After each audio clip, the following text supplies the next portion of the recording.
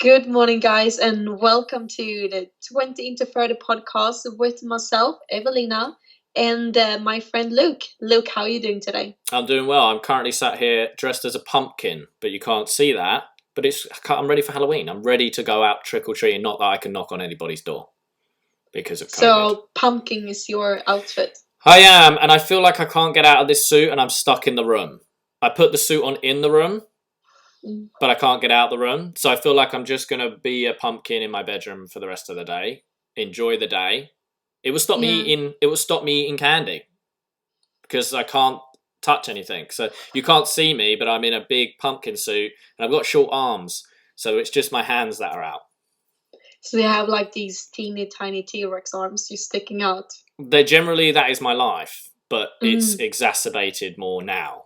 The T-Rex And why arms did you are pick the pumpkin? Is it because it's matched with ginger beer? Well, I thought I'd get a pre-diet photo dressed as a pumpkin, and people will think when I'm shredded at the end of the year that I've made huge gains. Huge gains. It's very clever of you. I'm just going to put a normal t-shirt over it and be like pre-photo and after photo. And it will be like, Luke has done great. So that is my plan. So I'm dressed as a pumpkin, you know? That's my life right now.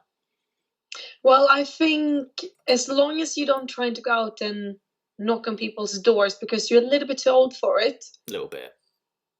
Then but I think you're fine. I can't get out of my room. I can't get out of my room. So do you want me to call for help? I'm not going to call for help because I've got my pride and I'm going to get myself out of this after I've taken my pre-diet photo. Okay.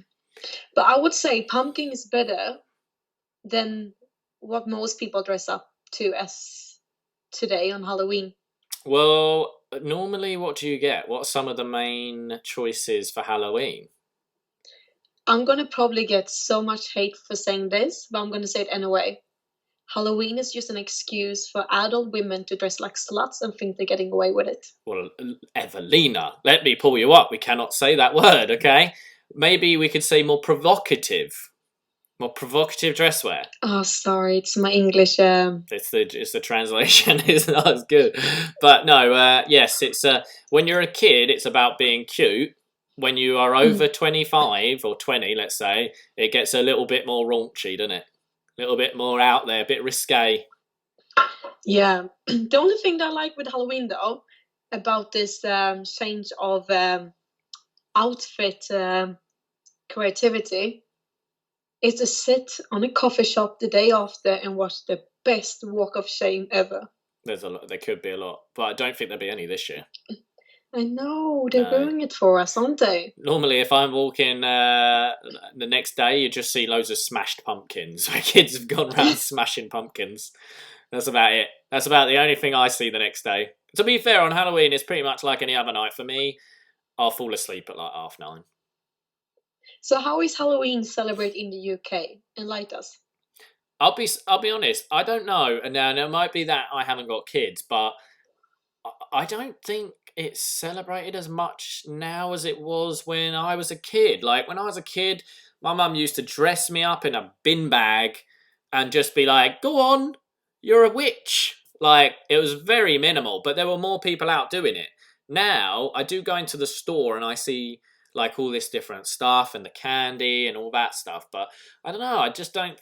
I don't feel like, and maybe it's the area I live in, but I don't feel like it's as big over here now. But I do think people will probably increase their candy consumption during this time. Yes, I know I do. Takes us into today's topic, isn't it? We will be speaking about Halloween, as you probably guessed, and also about sugar. Well, I am a bit of a fan of the old sugar, but in moderation.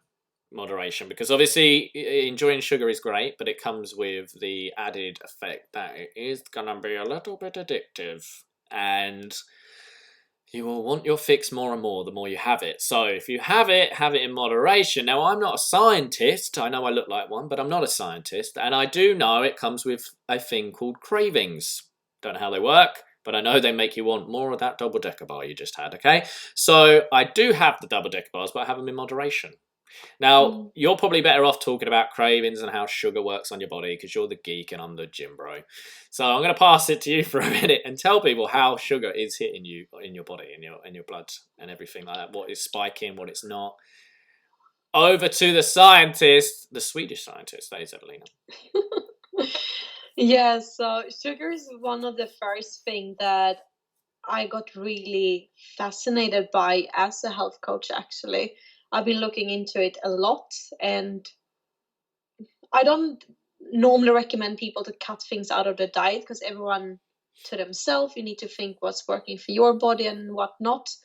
But sugar is one of the things that you need to be careful with how much you're consuming.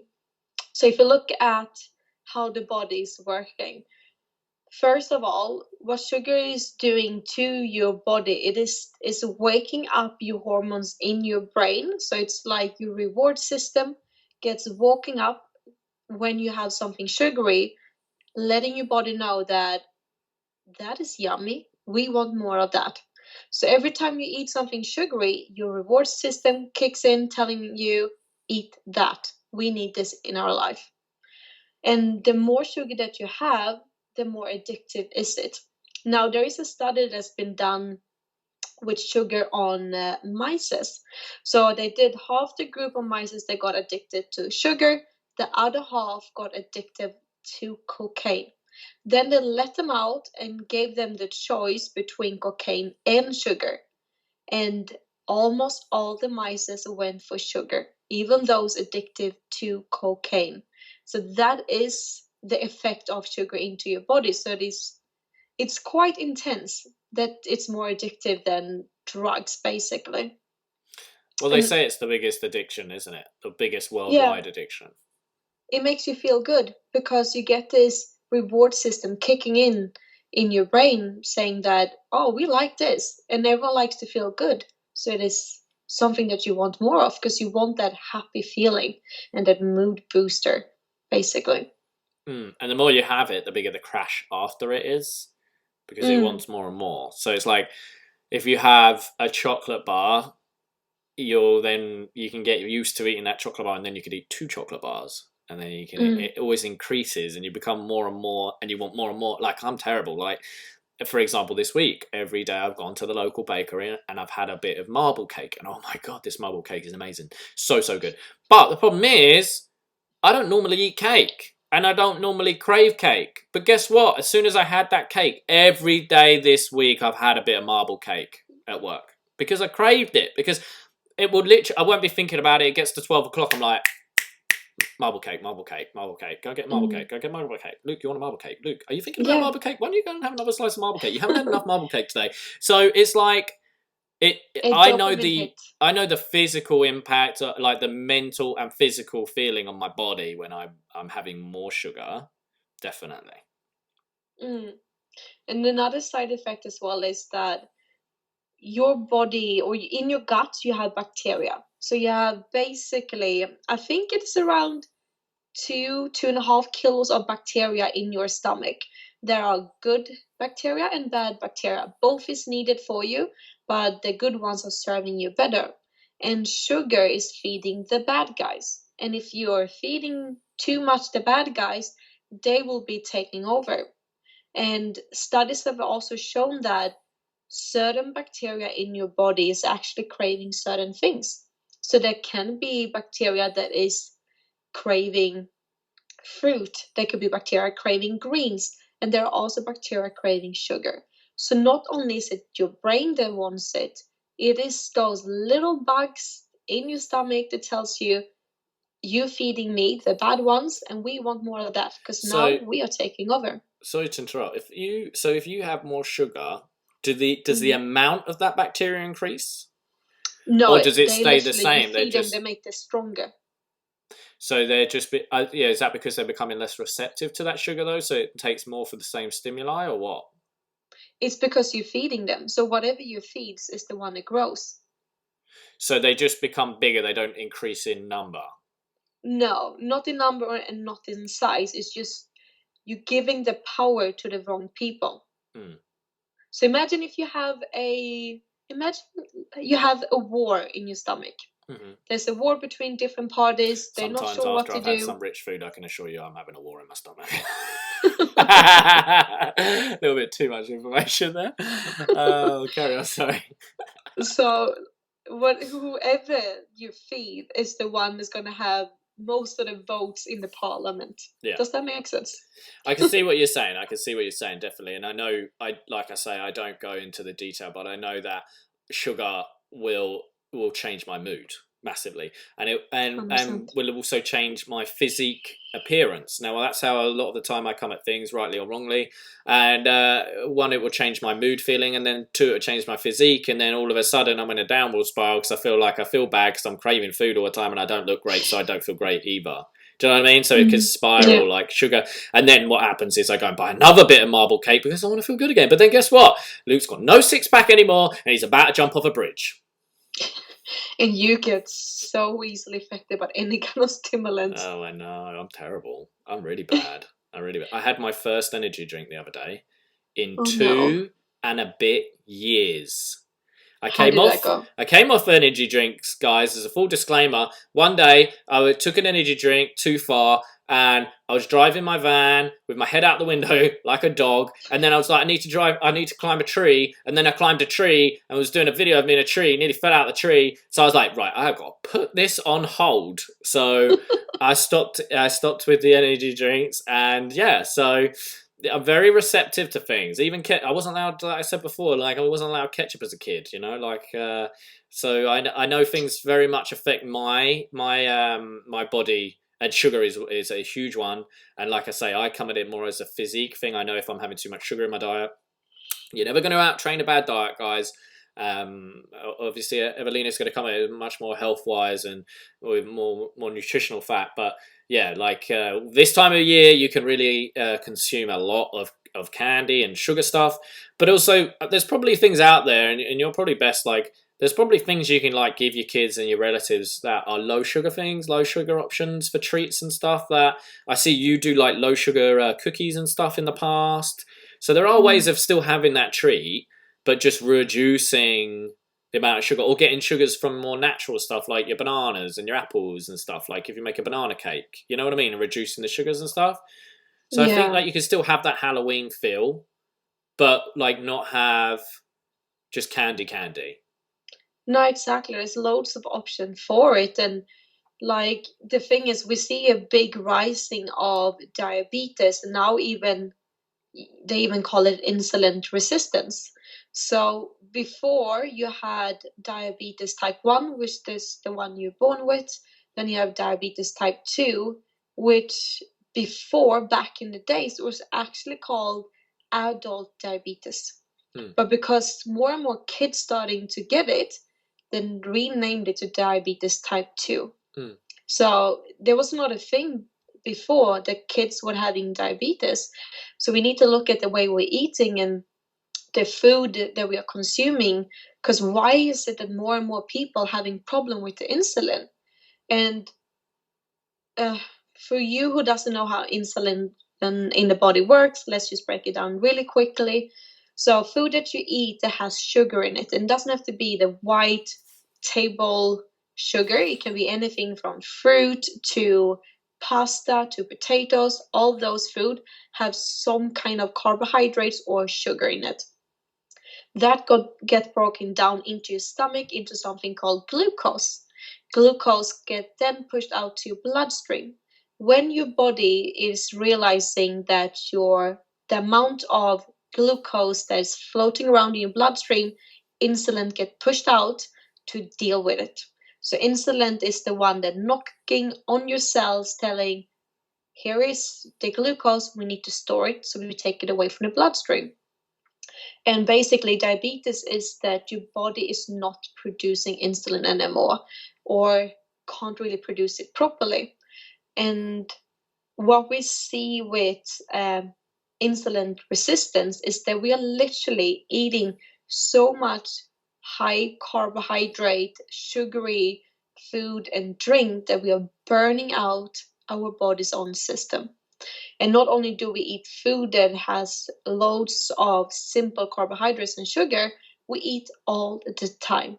We have breakfast, we have snack, We have lunch, we have snack. We have dinner, we have snack. We have all the sweet drinks in between. So this system is not supposed to be on full speed all the time. I don't know why we are so afraid of being hungry today. Like, if you have the smallest little hunger feeling, grab a snack from your bag, buy something on the way, eat something in your car.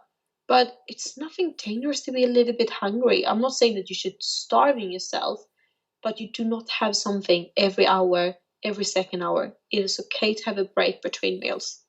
I'm so if you're talking about normal food throughout the day, like I will happily have a meal, like for example, sweet and sour chicken, right?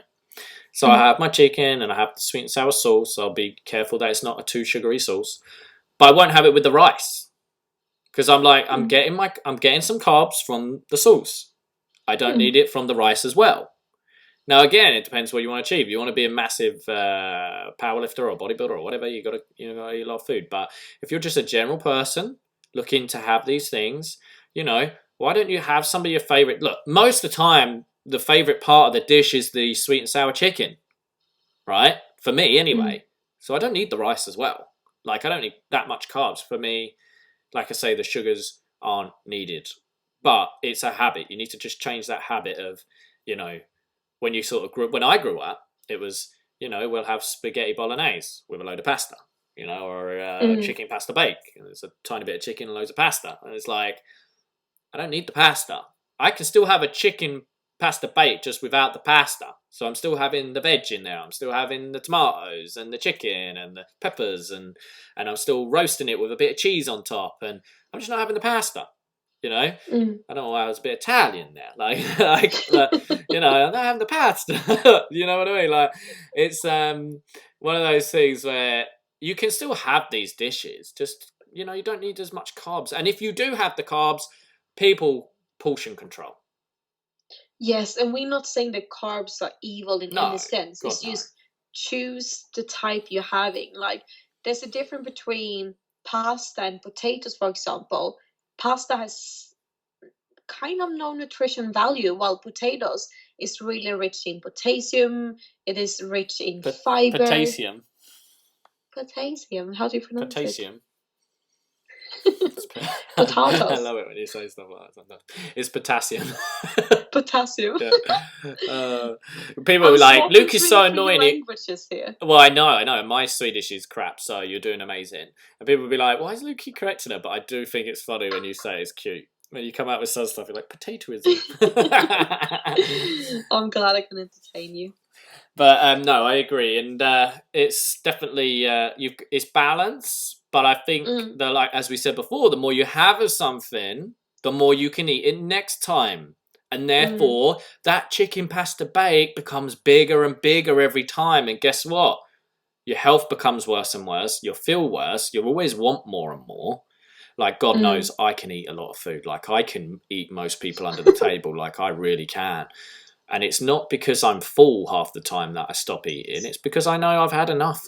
I pretty much measure most of my meals, and I keep it under control. It's like a car. I think I see your body as like a car, and with any food, like with sugar or whatever, you're just putting in the amount of right fuel to get you to where you want to go. Mm. Don't overload it. Just not need it. No, Be conscious of it. 100%. Would you say? Would you say like any like obviously like candy's not a good sugar, but would you say like certain sugars from certain things are good sugars? Well, I know natural sweeteners are very popular, like honey, you have stevia, you have different kind of coconut sugar and nectar and stuff. But you need to understand, even if it's better, like honey is better than white table sugar, but it's still sugar. It will still get that insulin to spike up in your body, even though honey has more nutrition in it. It still affects your body the same way. And I rather recommend someone to go for honey. Like, I like a little bit of honey in my tea and stuff. But problem is, when we know it is a little bit better for us, we tend to eat more of it. So you might find yourself having like a gluten, dairy-free, healthy dessert, and sure, it might be healthier, but it might have double amount of honey than normal table sugar just because it is healthier. So we overeating it just because we know it's a little bit kinder to our body. So this just ruined the whole effect from the beginning. So again, even we're throwing it back, but it is even with your good sugars, your natural sugars like your honey and your bananas and stuff. Control your is portions. Control your portion. Yeah, control your portion. Mm. I used to love when I did my first ever diet. The diet was done by the first ever diet I had. I do my diets now, but the first ever diet I had was from a guy called Bradley Collier. Check him out on Instagram. He's at Bradley Collier. He did my first ever diet and he was so good. And one of my treats were banana and honey on a Sunday. Oh, so good. Oh my days! I just some cinnamon on top of that and peanut butter. Well, I didn't get that, but I got just the banana and the honey, and I used to be like, "Oh, this is amazing." I would hands down rather have that as a treat on Halloween than like a bit of like cheap popping candy. Do you know what? Put a banana in the oven, pour some honey, cinnamon, No, I and did maybe this. cacao powder. I did this before. You did this at my flat, didn't you? Yeah. Yeah, I did it. I burnt it. It was horrible. Make sure you don't burn it, guys, but make it sure, like, only for like 5-10 minutes. You let me down. Warm. You let me down because I was trying to impress someone that day, right? Made this thing thinking, Did you ask for the recipe? No, I copied what you did. How can you burn a banana, by the way? It's 10 minutes in the oven, like. Well, I did what you did. I did the banana, cut the banana, bit of honey, bit of blueberries, bit of muesli, not muesli, granola on top, and then I put it with some yogurt. It was awful. I was very. Did you put the granola in the yogurt before you put it in the oven? No. The yogurt went in after. Even the granola shouldn't put in the oven. No, because it's already roasted. Yeah, I think that. Yeah, I think that was a problem as well. But that you let me down that day basically, and I forgive you. So you failed with the recipe and you put it on me. I can't help that you're a terrible chef. Apparently, well, that is hurtful. And secondly, you let me down again. So, but you made that in mine once, and it was really nice. It's so simple. It's one of my favorite things to make, actually. So I think we agree majoritively on the fact that obviously you know a bit more in-depth scientific-wise on how sugars affect your body, but we can agree that we both know how it feels, how your consumption will keep to increase. If you have more of it, it will want more. And there is obviously ways that you can reduce your sugar intake over the Halloween period by having nice treats, healthy treats, and thinking about it across the board when Halloween isn't just here as well. I do have a bit of a naughty thing that I used to do before training. Go on. Tell us. I would not recommend this to anyone, but at the time it was great. Do you remember those like big long things you used to get full of sherbet? No.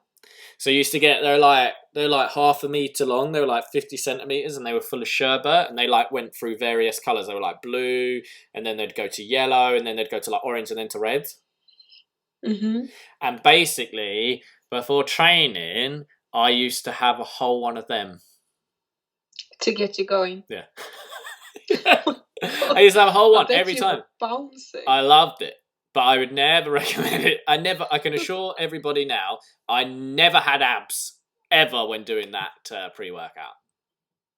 That is ridiculous. Did you not feel nauseous? No, I loved it. I loved it. It was so good. I literally couldn't get enough of it. But it was terrible for me. Of course it's terrible. Do you know the recommended intake of sugar per day is around 6 to 8 grams per person? 6 to 8 grams. Let me have a look at most people have that before lunch. Let me have a look at my Fitness Pal, which we're going to talk about in a couple of weeks. But I wanted to see how much sugar I'm having. This is going to be interesting. Oh, okay. So how much a day? 6 to 8 teaspoons. For the whole day? Or grams. Yep, that's recommended. But 6 to 8 grams. That would put like everyone really like in keto, no? No, sugar, not carbohydrates. Sugar. Oh, I see. Yeah. Also, on my Mash pow it, because I don't have the thing, it doesn't tell me exactly how much sugar is made up of those carbs. However, I can look at, say, the first meal.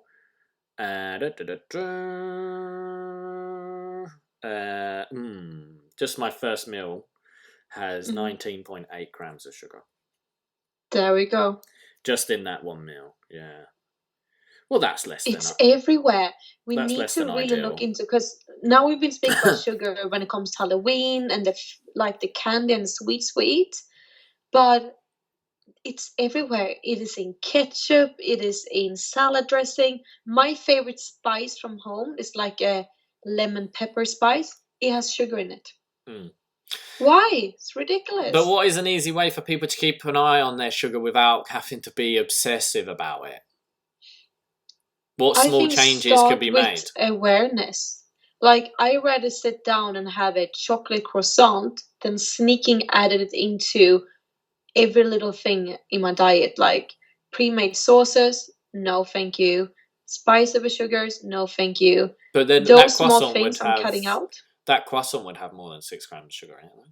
Yeah, but I'm choosing to eat it, so it's different. And I have it like once a month, once every second month. And I rather have I'm sitting down eating something sugary because I fancy it than adding up the small things that I'm eating throughout the day and realize I'm having more each and every day than I didn't know about.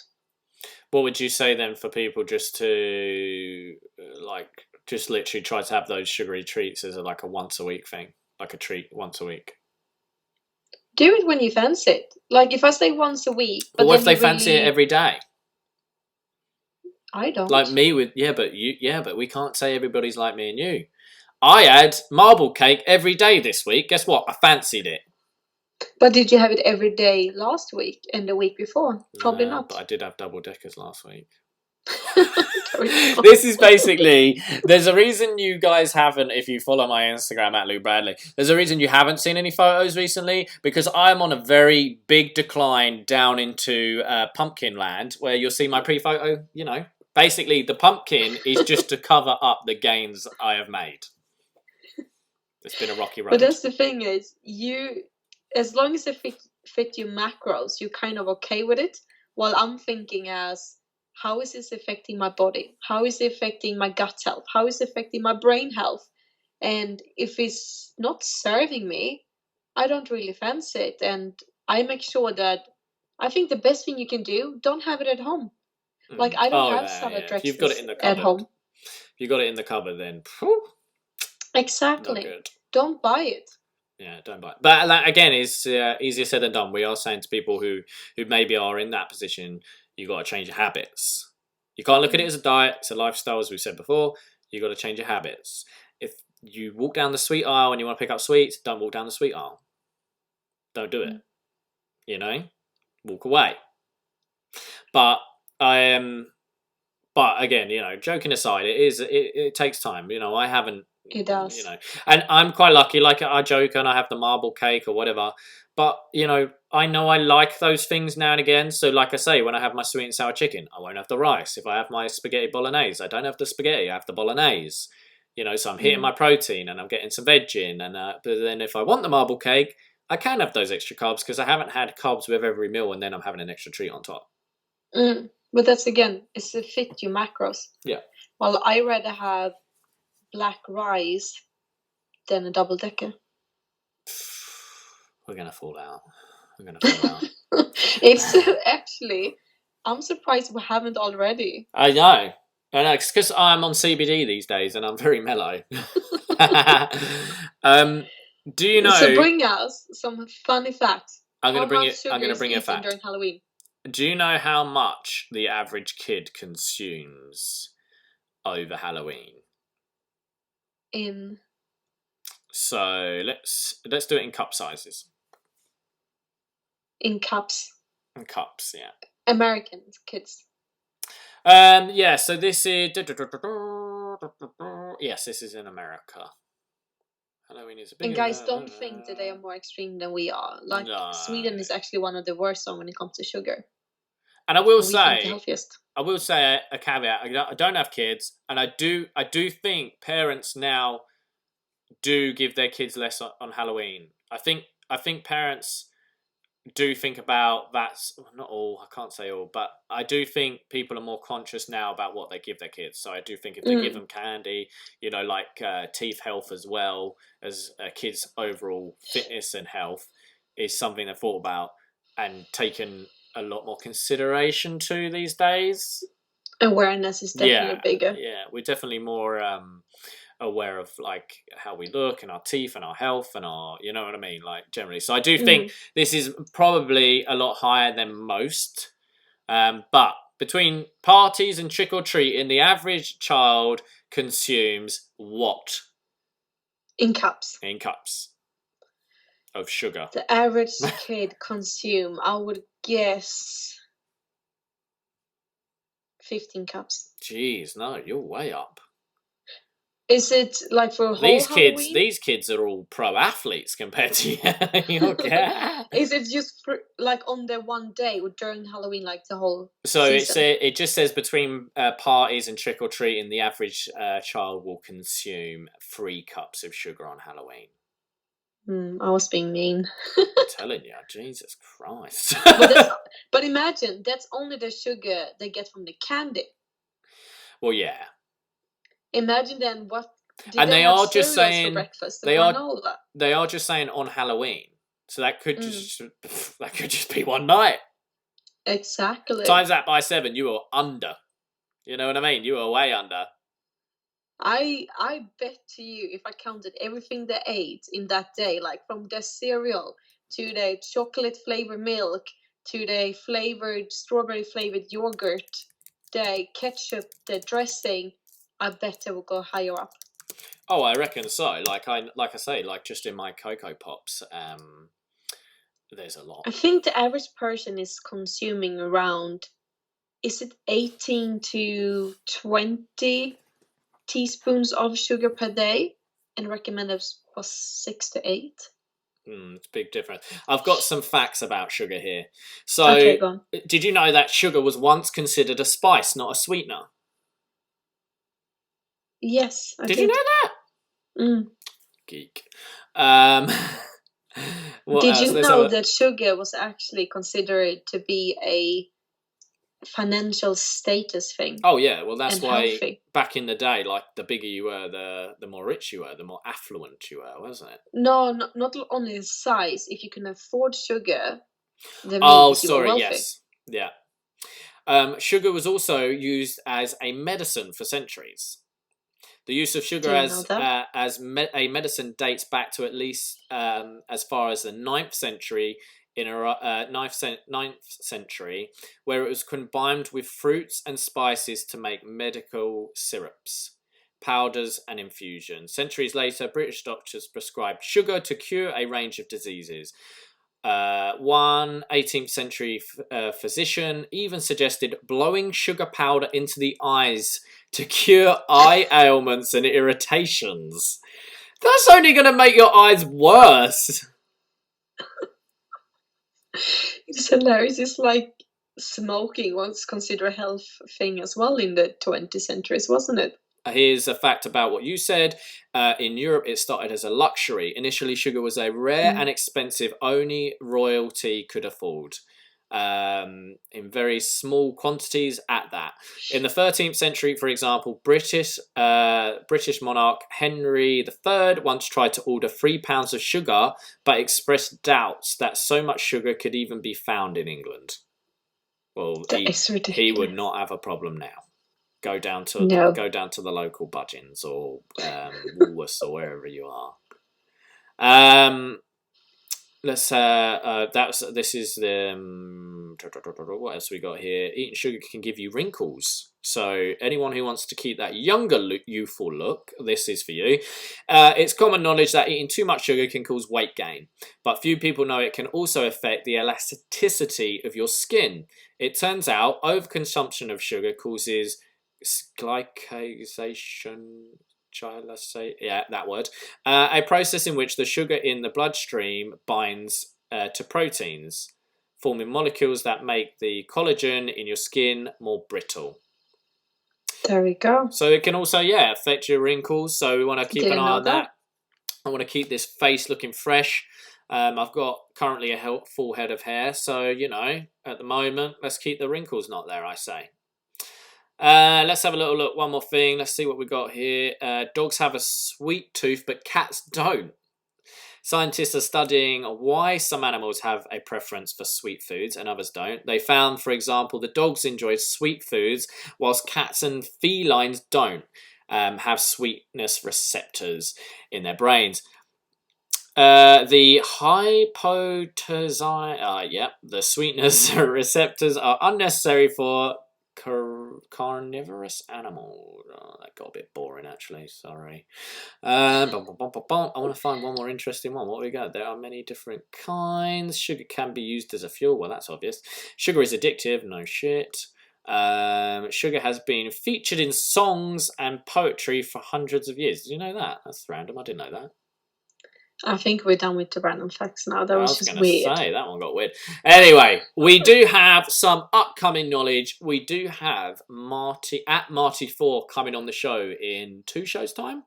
So Martin, the troublemaker that he is, will be on the show. The 20 into 30 podcast is bringing you probably a risky podcast with Martin being on it. But we are heads up that we are going to have our first guest. It's very exciting, actually. I'm looking forward to it, actually, yeah. So it's going to be So if you guys have any questions to Martin, send them over to us, because he's been dropping during 2 episodes now. And you're finally going to meet the one and only. Martin is coming to the show. He's coming. Boom. Send us a question over on Instagram. I'm going to put one of those question boxes up. Definitely. Or you send us a DM or a comment down below in this YouTube thing as well. And don't forget, guys, we come out every Monday. So hit that subscribe button. Turn on the bell. You will hear us in your ear. Has lovely poetry in the morning. That was me making it about a sugar song. So anyway, we're going to wrap it up there. You can also find us on our Instagram pages, which Evelina is going to enlighten you. I can't stop it now. Carry on. Evelina, where can they find us? We need to stop this episode. We do. ASAP. I think the tea's hit me. The sugar is kicking in. I think so. So you find us on Instagram, 20 into 30 podcast, same name on YouTube, as you probably know because you listen to this. And you find myself on Instagram at Health by Evelina. I'm also on Instagram and on Facebook. Luke on Instagram is Luke Bradley. That's it, guys. And if you would like to see some videos of me working my way up to the 50 kilo dumbbells, go and check it out right now, because I'm en route to doing that. But until next time, guys, have a great week, and we will speak to you soon.